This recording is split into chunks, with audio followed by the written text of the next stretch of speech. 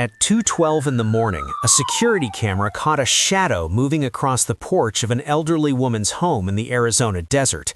Minutes later, the camera went dark.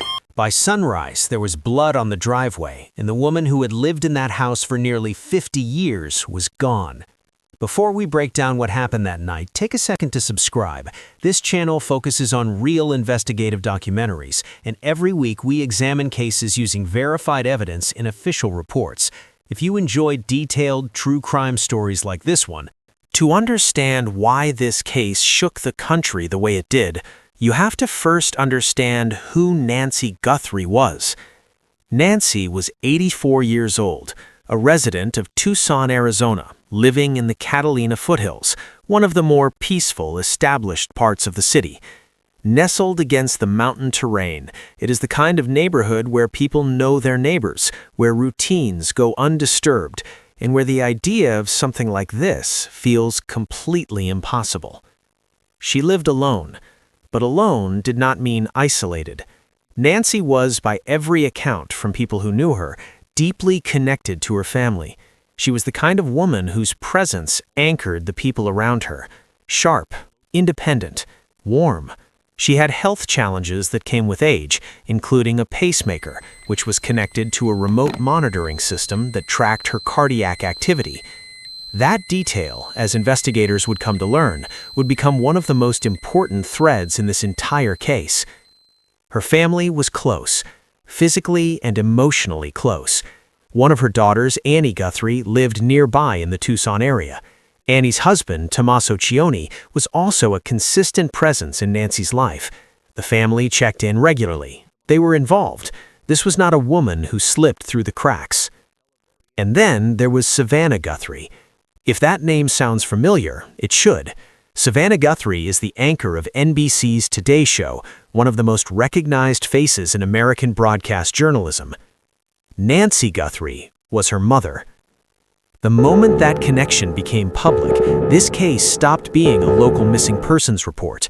It became national news overnight. Cameras turned toward Tucson. Headlines spread across every major outlet in the country. But for Annie, for Tommaso, for Savannah, this was not a headline. This was their mother, and she was gone. Stories like Nancy's often disappear from the headlines far too quickly. One of the reasons we cover these cases is to keep the stories alive and the investigations visible. If you believe these stories deserve attention, consider subscribing so more people can discover them. In the days leading up to January 31st, 2026, nothing about Nancy Guthrie's life suggested anything was wrong. Her routine was consistent, predictable in the way that comes from decades of living a life built around faith, family, and quiet purpose. She attended church regularly. It was one of the constants in her week, something her family and neighbors knew without having to think about it. She stayed in close contact with the people around her, phone calls, visits, check-ins, the kind of ongoing connection that made the people who loved her feel certain they would know if something was off. Neighbors in the Catalina Foothills described the area the way most long-term residents do: calm, familiar, safe. The kind of neighborhood where unusual things stand out precisely because unusual things almost never happen, which is exactly why what several neighbors reported in the days before the disappearance is so significant. Days before Nancy vanished, at least one neighbor noticed an unknown man in the area, someone who had no clear reason to be there, moving near properties, trespassing in a way that felt out of place. Not aggressive, not loud, just present. In a neighborhood where you recognize every face, an unfamiliar one lingers in the memory. And then there was the vehicle.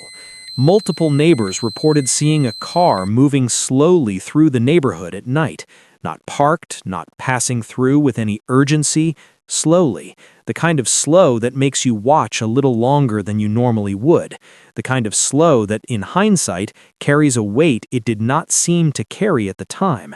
Nobody called it in, nobody raised an alarm, because in the moment it did not rise to that level. A man walking near homes, a car moving through the street at night. Individually, these things are easy to dismiss. But investigators looking back at the timeline saw something different. What the neighbors described was not random.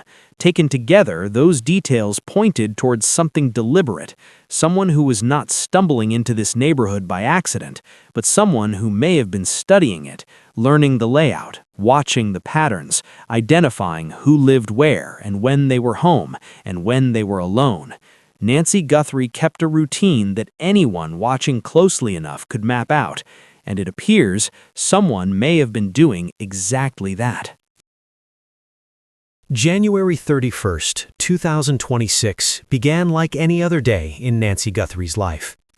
That evening, she spent time with her daughter, Annie, a visit that by all accounts was completely normal, the kind of evening that families share without giving it a second thought, because there is no reason to. No tension, no alarm, just time together, the way families do when they live close to one another and make the effort to stay connected. When the evening wound down, Annie's husband, Tommaso Cioni, drove Nancy home. That drive, that drop-off, it was routine, familiar, the kind of thing that had probably happened dozens of times before without anyone needing to document it or think twice about it. But on this particular night, it would be documented, not intentionally, but by the security cameras positioned around Nancy's property. At approximately 9:48 in the evening, footage captured Nancy Guthrie returning to her home in the Catalina Foothills. She arrived, she went inside. Everything in that footage appeared completely normal. No disturbance, no indication that anything was wrong. Nothing that would cause anyone reviewing that footage in real time to pause or raise a concern. Tommaso dropped her off and left. Nancy was home, safe, as far as anyone knew. That moment, 9:48 p.m. on January 31st, 2025, is the last confirmed sighting of Nancy Guthrie. What makes that timestamp so critical is not just what it confirms, it is what it brackets. From that point forward, every hour that passed without contact, without a check-in, without a response, each one of those hours became part of a window that investigators would later spend enormous effort trying to reconstruct. Because between that moment on camera and the moment her family realized something was wrong, something happened inside that window that nobody witnessed, nobody called in, nobody reported. The cameras caught her coming home. They did not capture what came next. And by the time anyone thought to ask that question, the answer was no longer as simple as rewinding the footage and pressing play. What happened after 9:48 p.m. on January 31st, 2025 is the question at the center of this entire case. And the search for that answer is where this investigation truly begins. For roughly 4 hours after Nancy Guthrie returned home, nothing was reported. No calls, no alerts, no activity that drew any attention from neighbors or passers-by. The Catalina Foothills was quiet, the way it almost always was at that hour. Then came 1:47 in the morning. At that precise time, Nancy's doorbell camera stopped transmitting. Not a power outage, not a technical glitch that knocked out the surrounding area, just that camera, just that feed, cut off cleanly without warning in the middle of the night, while the rest of the neighborhood remained completely unaffected. And the footage captured in the moments just before the signal went dark told investigators exactly why. A masked individual was seen at the camera, deliberately interfering with the device. This was not someone stumbling across it by accident or brushing past it without realizing. The movement was direct, intentional, someone who understood what that camera was, where it was positioned, and what it needed to be prevented from recording. The feed went offline, and then, shortly after, a second signal went dark. Nancy's pacemaker monitoring system lost its connection. To understand the weight of that detail, it helps to understand what that system does. A pacemaker monitoring unit tracks cardiac activity remotely. It transmits data on a consistent basis, not hourly, not daily, but as an ongoing link between the patient and their medical team. When that signal drops, it does not go unnoticed indefinitely. It creates a record, a timestamp, a gap that investigators can point to and ask, what happened at exactly this moment? The answer, based on everything law enforcement would later piece together, was devastating in its clarity. Investigators concluded that Nancy Guthrie was most likely taken from her home during this window, the period between the camera going offline at 1:47 a.m. and the subsequent loss of her pacemaker signal shortly after. That window is narrow, but it is precise, and precision in an investigation like this matters enormously. What it tells investigators is that this was not random. Someone came to that address in the early hours of February 1st with a specific purpose. They knew about the camera. They moved to disable it before doing anything else. They understood that the first step was eliminating the ability of that device to record what came next. The feed went offline, and then, shortly after, a second signal went dark. Nancy's pacemaker monitoring system lost its connection. To understand the weight of that detail, it helps to understand what that system does. A pacemaker monitoring unit tracks cardiac activity remotely. It transmits data on a consistent basis, not hourly, not daily, but as an ongoing link between the patient and their medical team. When that signal drops, it does not go unnoticed indefinitely. It creates a record, a timestamp, a gap that investigators can point to and ask, what happened at exactly this moment? The answer, based on everything law enforcement would later piece together, was devastating in its clarity. Investigators concluded that Nancy Guthrie was most likely taken from her home during this window, the period between the camera going offline at 1:47 a.m. and the subsequent loss of her pacemaker signal shortly after. That window is narrow, but it is precise, and precision in an investigation like this matters enormously. What it tells investigators is that this was not random. Someone came to that address in the early hours of February 1st with a specific purpose. They knew about the camera. They moved to disable it before doing anything else. They understood that the first step was eliminating the ability of that device to record what came next. The planning behind that single act, disabling the camera before anything else, is one of the details that stayed with investigators throughout this case, because that level of awareness does not come from impulse, it comes from preparation, and preparation takes time, it takes observation, it takes knowing the target, knowing the property, and knowing exactly which steps need to happen first. At 1:47 a.m. on February 1st, 2026, the camera went dark, and Nancy Guthrie was gone. At this point, investigators had more questions than answers. What do you think happened during those early morning hours? Let me know your theory in the comments. And if you're interested in more deep dive investigations like this, subscribe so you don't miss the next case. The first sign that something was wrong did not come from a phone call. It did not come from a neighbor or a passing car or someone who saw something in the night. It came from an empty seat at church.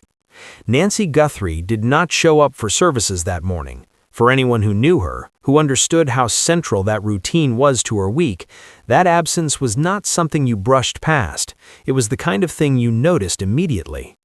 Because Nancy did not simply miss church, not without a word, not without letting someone know.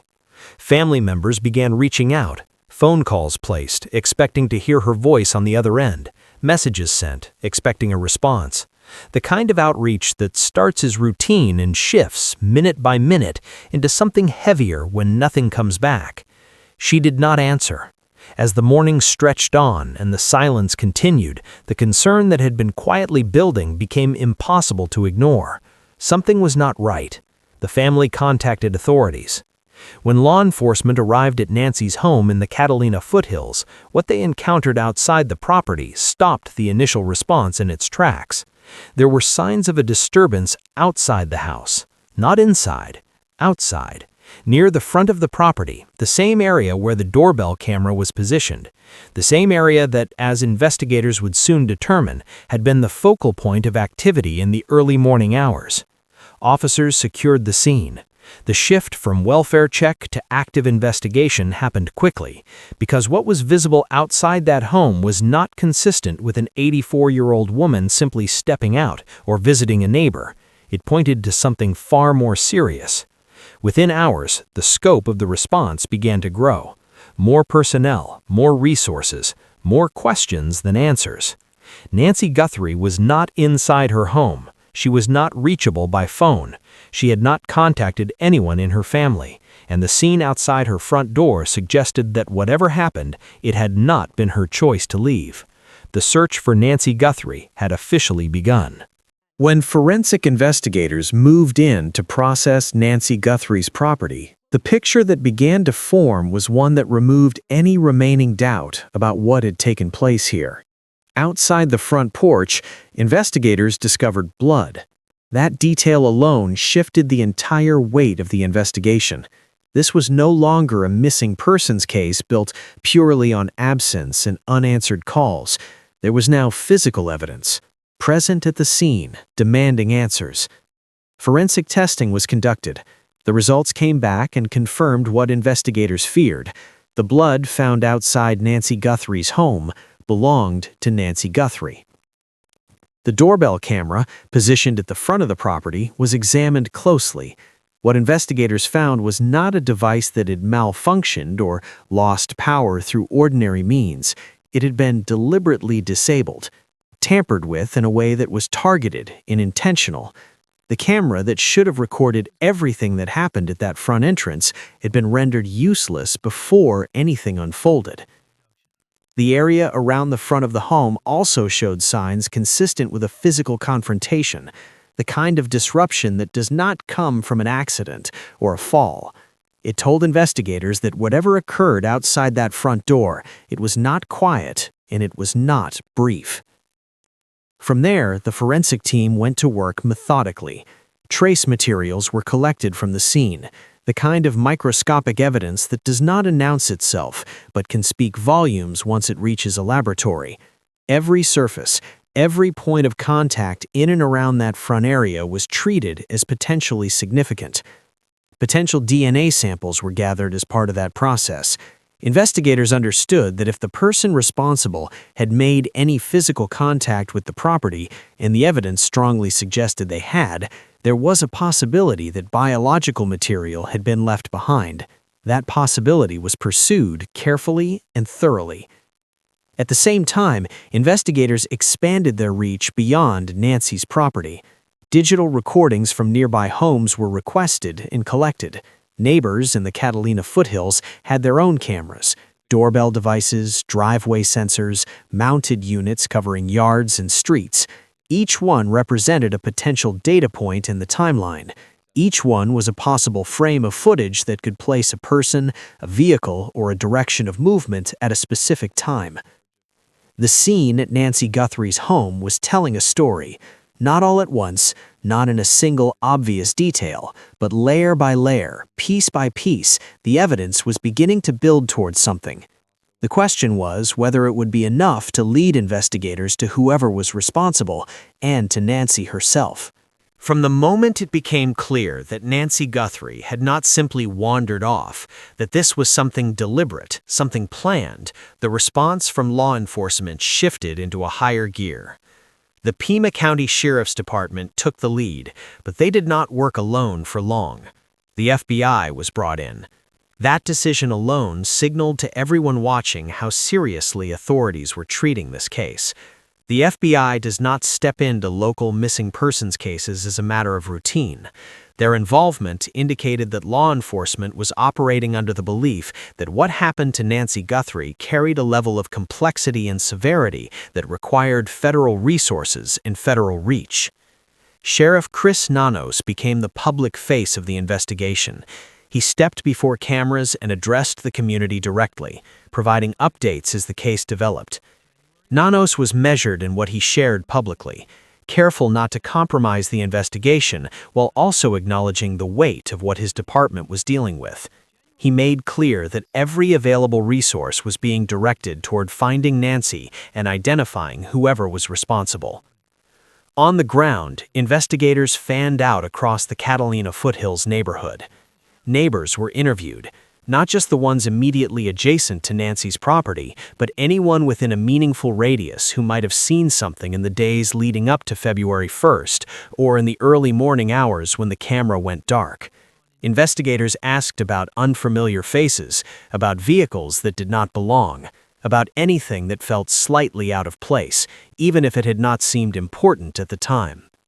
Surveillance footage became a central focus. Cameras from nearby homes, from street-facing devices, from any fixed point that might have captured movement in that neighborhood during the critical overnight window, all of it was requested, reviewed, and cross-referenced. Investigators were building a visual map of the area, trying to trace a path, trying to find the moment something or someone appeared that should not have been there. Digital signals were tracked as part of the broader effort. In a modern investigation, movement leaves traces beyond the physical. Cell tower data, device pings, electronic footprints, these are the invisible threads that investigators pull on when physical evidence reaches its limits. And then came the public.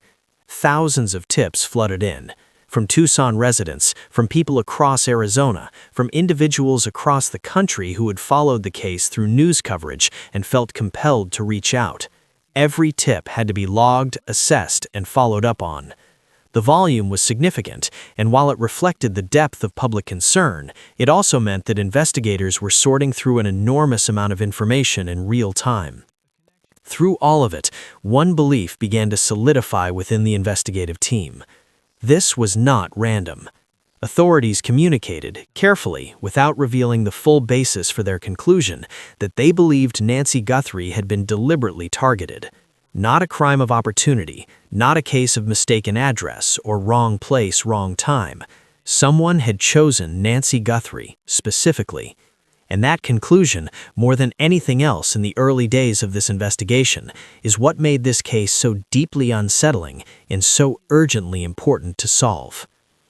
These investigations often evolve over time as new information surfaces. We follow updates closely and revisit cases when major developments happen.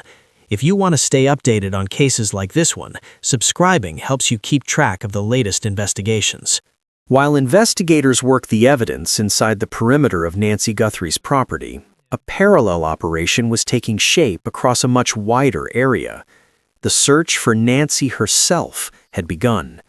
Ground teams were deployed into the surrounding terrain. The Catalina Foothills sits at the edge of a landscape that shifts quickly from residential streets into open desert, rugged, vast, and unforgiving. Searching it is not a simple task. It requires personnel, coordination, and a systematic approach that leaves as little ground uncovered as possible. Drones were put in the air. Aerial search units covered terrain that ground teams could not reach quickly on foot, scanning wide stretches of open land for any sign of movement, any indication of recent disturbance, anything that stood out against the natural landscape below. In a region as expansive as the Sonoran Desert that surrounds Tucson, that aerial capability was not supplemental, it was essential. Canine units were brought in to work alongside the ground teams. Trained tracking dogs operate on a level of detection that no piece of technology fully replicates. They were deployed across areas identified as possible routes away from Nancy's home, following scent trails that investigators hoped would lead somewhere definitive. Volunteers joined the effort, members of the community who had followed the case, neighbors, private citizens who simply wanted to help. They organized alongside law enforcement and participated in coordinated search operations across the area. The response from the public on the ground mirrored the flood of tips coming in through official channels. This case had reached people. They were not content to simply watch from a distance. The searches covered multiple types of terrain and locations. Open desert stretches were combed methodically. Nearby neighborhoods were canvassed on foot. Abandoned structures in and around the broader search area were entered and checked, the kind of locations that, in an investigation like this, cannot be overlooked simply because they appear undisturbed from the outside. Every day that the search continued without a result added a layer of weight to the investigation, because despite the scale of the effort, despite the drones, the dogs, the ground teams, the volunteers, the sheer number of hours poured into covering that landscape, no confirmed sighting of Nancy Guthrie was found. No trace of her in the desert, nothing in the neighborhoods, nothing in the structures that were checked and cleared. She had been taken from her home in the middle of the night, and the search, as exhaustive as it was, could not find where she had gone. As the search operation continued, the investigative side of this case was moving on a separate but equally urgent track. Leads were coming in, evidence was being processed, and for a brief period it appeared as though investigators may have been closing in on someone. The suspicious vehicle sightings reported by neighbors in the days before Nancy's disappearance had not been forgotten. Law enforcement was actively working to identify vehicles that appeared in the area during the relevant time frame, cross-referencing footage from nearby cameras, running plate information, and building a picture of what traffic through that neighborhood actually looked like in the nights leading up to February 1st. Separately, the individuals reported trespassing near homes in the area prior to the disappearance remained a thread that investigators continued to pull on. Anyone whose presence in that neighborhood could not be explained through ordinary means was a potential data point in the investigation. Then came a significant development. Investigators recovered a pair of gloves believed to be connected to whoever was responsible for what happened at Nancy Guthrie's home. The recovery of those gloves was treated as a serious lead. Gloves, in the context of a case like this, are not incidental. They suggest someone who came prepared, someone who understood the importance of limiting what they left behind at a scene. The gloves were submitted for DNA testing. That process takes time, and while the results were being processed, investigators identified a man in Rio Rico, a community located in Santa Cruz County, south of Tucson, who drew their attention based on the available information at the time. He was brought in for questioning. The circumstances that led investigators to that individual have not been fully detailed publicly. What is known is that he was considered significant enough to warrant direct contact and formal questioning as part of the active investigation into Nancy's disappearance. The community watched. The family waited. And then the DNA results came back. The man in Rio Rico was ruled out. The genetic material recovered from the gloves did not connect to him. Whatever had drawn investigators in his direction, the forensic evidence did not support moving forward. He was eliminated as a suspect. For an investigation that had been building momentum, processing the scene, collecting evidence, tracking leads, fielding thousands of tips, this was a significant setback.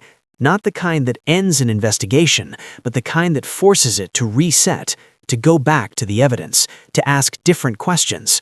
A case that had briefly appeared to be narrowing toward an answer had opened back up. The gloves remained in evidence. The DNA profile from them remained on file, but the person investigators had hoped might provide a breakthrough had walked out of the frame, and the search for answers continued, without a clear direction forward. As of 2026, the disappearance of Nancy Guthrie remains one of the most closely watched, unsolved cases in the state of Arizona. No arrests have been made. No confirmed suspects have been publicly named. And yet, the investigation has not gone cold. The Pima County Sheriff's Department and the FBI have both maintained that this case remains active. That distinction matters. An active investigation means resources are still being directed toward it. It means evidence is still being analyzed. It means that every piece of forensic material collected from that scene, every hour of surveillance footage reviewed, every tip logged from the thousands that came in, all of it remains in play. Authorities have continued working through the evidence methodically. DNA profiles collected during the investigation remain on file, available for comparison the moment a new lead produces a viable match. Digital evidence gathered from the surrounding neighborhood continues to be a resource that investigators return to as technology and analytical techniques develop. Public tips remain one of the most critical tools available to law enforcement at this stage. In cases where physical evidence has not yet produced a definitive breakthrough, information from the community can shift everything. A detail that seemed minor to the person who witnessed it, a face remembered from the wrong night, a vehicle that appeared somewhere it should not have been. These are the kinds of details that have broken cases that appeared impossible to solve. The investigation continues. The family continues to wait. And anyone with information about the disappearance of Nancy Guthrie is urged to contact the Pima County Sheriff's Department directly. If you follow real investigative true crime documentaries built on verified evidence and official reports, subscribe. We publish new documentary cases every week. If you've watched this far, you clearly care about cases like this. Subscribing helps this channel continue producing detailed investigations and bringing attention to stories that might otherwise be forgotten. Every case leaves behind questions, but the ones that linger in this investigation carry a particular weight because they point not just to what happened, but to the deliberate choices of someone who has not yet been identified or held accountable. Who disabled that camera? That is not a peripheral question. Disabling a security device before anything else happens is a decision. It reflects awareness, preparation, and intent. Whoever stood outside Nancy Guthrie's home at 1:47 in the morning understood that the camera was there and understood that it needed to be dealt with first. That level of premeditation does not emerge from impulse. Why Nancy? That question sits at the center of everything. Was it the neighborhood? Was it her routine? Was it something else entirely, something that investigators have not yet been able to surface publicly? The belief that this was a targeted act means that somewhere in the answer to that question lies the identity of whoever is responsible. And was someone watching before that night? The reports from neighbors, the unfamiliar figure, the slow-moving vehicle, suggest that the answer may be yes, that this did not begin on January 31st, that it began earlier, quietly, in the days when nothing had happened yet and no one knew to be alarmed. Nancy Guthrie was a mother, a grandmother, a woman of faith and routine whose life was built around the people she loved. Her family continues to search for answers. They have never stopped. If you know anything at all about the disappearance of Nancy Guthrie, contact the Pima County Sheriff's Department. No detail is too small, no memory too uncertain to share. Because somewhere out there, someone knows something. And the truth about what happened to Nancy Guthrie deserves to be found.